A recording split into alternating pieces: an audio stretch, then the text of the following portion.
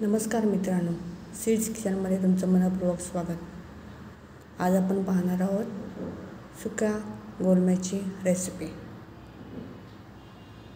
तुम्हाला जर माझे व्हिडिओ आवडत असेल तर आपल्या चॅनलला नक्की सबस्क्राईब करा आणि व्हिडिओ जास्तीत जास्त शेअर करा।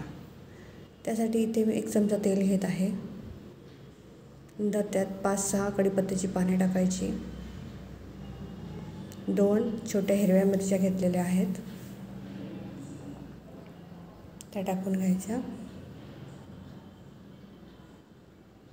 नंतर इथे एक मी मोठा कांदा चिरून घेतलेला आहे बारीक। त्यानंतर इथे एक टोमॅटो चिरून घेतलेला आहे मीडियम साईजचा।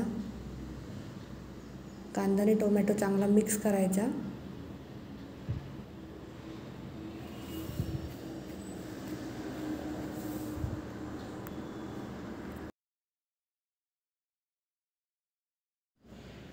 इथे आता हे लसूण 1 चमचा टाकलेला आहे चेचून। 1 चमचा मीठ। टोमॅटो मऊ होण्यासाठी हे 10 मिनिटं शिजू द्यावं झाकण ठेवून। 10 मिनिटं झालं की तुम्ही पाहू शकता इथे टोमॅटो चांगला शिजलेला आहे। सेपरेट एका बाउलमध्ये ते काढून घ्यावं आणि 2 चमचे इथे तेल घेतलेलं आहे चांगला। हा गोलमा तुम्ही पाहू शकता सुका आहे।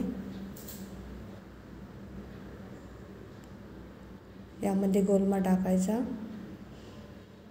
आणि चांगला 5 मिनिटभर भाजून घ्यायचा लो गॅसवर। आता फोडणीसाठी इथे मी 1 चमचा तेल घेतलेला आहे, अर्धा चमचा हळद, 1 मोठा चमचा मसाला। यामध्ये तुम्ही गरम मसाला सुद्धा टाकू शकता। हे चांगलं मिश्रण मिक्स करून घ्यायचं 1 मिनिटभर। नंतर जे आपण कांदा टोमॅटो भाजून घेतला होता तो टाकून घ्यायचा। यामध्ये 2 कोकम टाकायची म्हणजे छान चव येते।